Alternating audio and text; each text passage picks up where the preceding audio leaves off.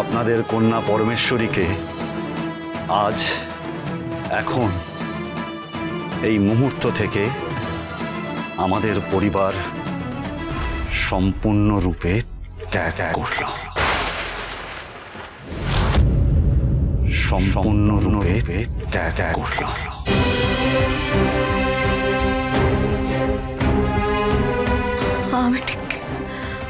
আমি ঠিক এই ভয়টাই পেয়েছিলাম মা, ঠিক এই ভয়টাই পেয়েছিলাম। উনি আমার সহ্য করতে পারেননি সহ্য করতে। আমি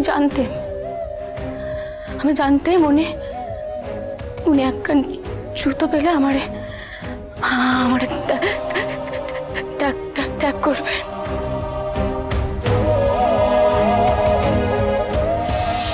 জানতাম আমি,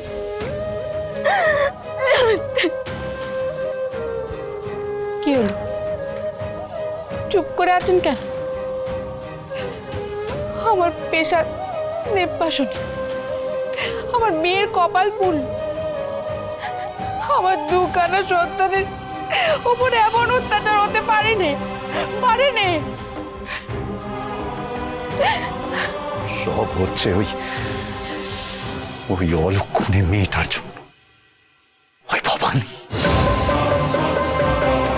তাইলে তো এই কথাটা তুলতে হইব সবার মাঝে। হ্যাঁ, যাও যাও যাও, গিয়ে ফরিয়াদ করো। এ তোমার মেয়ের লাইগা করতে হবে। আরে আবুদা মাইয়া, সে কিনা মাছ পথে সতী আটকায়। ঠিক বলেছেন পিসিমা, আমরা সবাই সেখানে যাব। আজ রঘুরাজকে এর জবাব দিতে হবে। আর ওই নবনির্বাচিত রাজা রামকান্ত, তাকে এর একটা বিহিত করতেই হবে।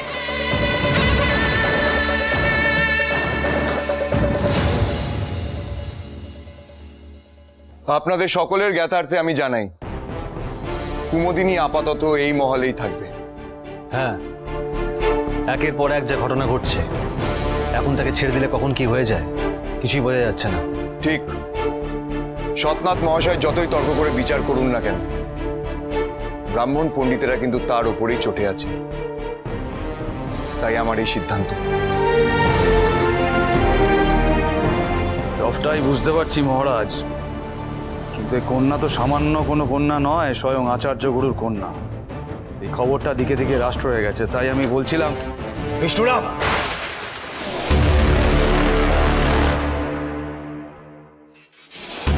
রাজসভায় কি অভদ্রতা, হাত নামাও। পড়ুন। কি হয়েছে খুড়োমশাই? আপনাকে এত উত্তেজিত লাগছে কেন? আমি তোমার সাথে কোনো প্রকারের বাক্য বিনিময় করতে চাই না রঘুরাজ। আমি আপনাকে পড়তে বলেছি, আপনি পড়ুন। আগে শান্ত হও, তারপর আমি পড়ছি। কি আছে এতে?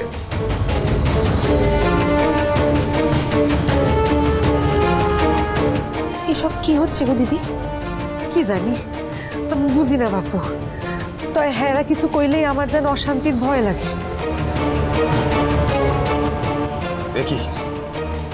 একই অবিমৃষ্যকারিতা। রঘুরাজ, পড়ে দেখুন মহারাজ।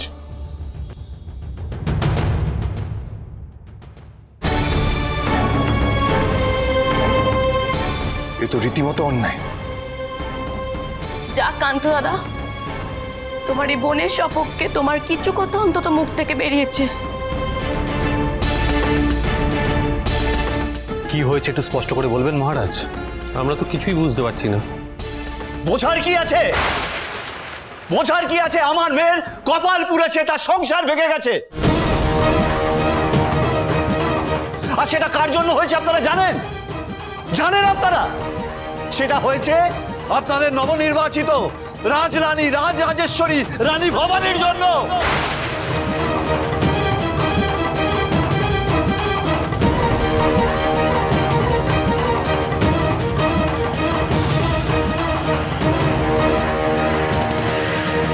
রঘু, এর কি বিহিত করবা এবার কও। সেই থেকে আমার মেয়ের চোখের জল থামেনি, কেঁদেই চলছে।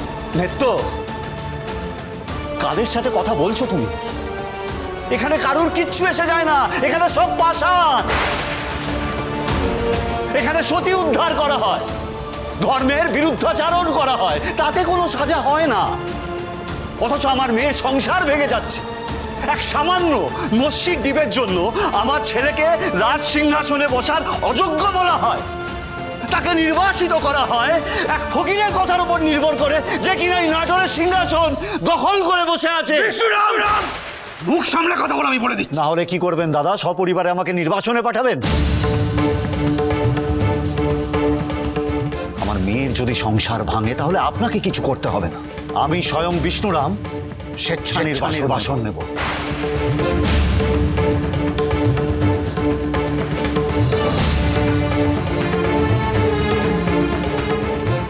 আর এই অনাচারের শেষ দেখে তবে আমি ক্ষান্ত হব। এটা কি তোমার হুমকি? সাবধান বাণী।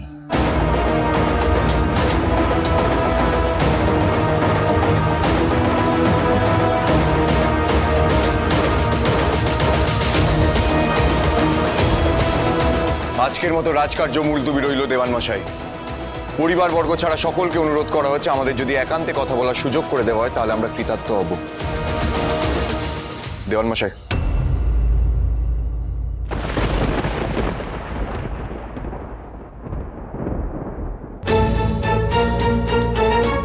এবার কি হবে আমার? কি হবে? বোন শান্ত হ। একখানা পত্র পাঠিয়ে এভাবে তো দায় সারা যায় না। রামকান্ত তো উচিত কথাই বলছে। শিকারপুরের একই মানসিকতা। তাদের কাছে কি বিচারের খবর পৌঁছায়নি নাকি? শাস্ত্র মতে অকট্ট যুক্তি করে সত্যান মহাশয় তো বুঝিয়ে দিলে সতী প্রথা ধর্মের পরিপন্থী নয়, বরং ধর্ম বিরুদ্ধ। তবে তারপরে তারা কোন বুদ্ধিতে এই পত্রখানা লিখলেন? আমার শাশুড়ি মা যে খুব একটা সুবিধের মানুষ নন, এই কথা কান্ত কারোর অজানা নয়। কি রঘুরাজা? আরে জ্যাঠা মশাই রে, সার দেখিনি। রঘুরাজা করছে। ওই ওই ওই মায়ের ধর ভিজে বেড়াল। হ্যাঁ, সব কইরা খাড়ায় আছে, সব কিছু ঘটাই দি। কি বলছিলে? সতীদাও আটকাবে তুমি? আমার মেয়ের সংসারে যে আগুন কারা রাখলো তার কি হবে? চুপ করে আছো কেন? উত্তর দাও। এসো বলছি, এসো। এই কি হচ্ছে ফুলরা দিদি? এই মেয়েটারে আমি আনতে কইছি। এই ভিতু মাইয়াটা জানা উচিত যে ও সীতায় উঠতে চায়নি বলে আজ আমাদের ঈশ্বরীর কপালে এমন সর্বনাশ লাগবে এসছে গো। পিসি ঠাকমা, এতে কুমুদিদির কোনো দোষ নেই। হ্যাঁ, ঠিকই বলেছো তুমি। এতে কুমুদিনীর কোনো দোষ নেই, সব দোষ তোমার। কারণ তুমি একজন স্বার্থপর মানুষ। তুমি তোমার জেদ, ইচ্ছে, দর্প প্রকাশ করার জন্য যে কোনো মাত্রা অব্দি যেতে পারো। নাম কিনতে চাইছো? নাম কেনার এত ইচ্ছে তোমার? মহান সাজতে চাইছো? তুমি সতীদাও আটকাবে আর তার মাসুল গুনতে হবে আমার মেয়েকে? সে সৌর ঘর ছেড়ে বাপের ঘরে পড়ে থাকবে, তুমি পাটরানি সেজে রাজত্ব করবে? রঘুরাজ, এ কোথাকার রাজদম? আমি একটা কথা জানতে চাই, সবাই মিলে এইভাবে রাজরানীকে আক্রমণ করছে কেন বলুন?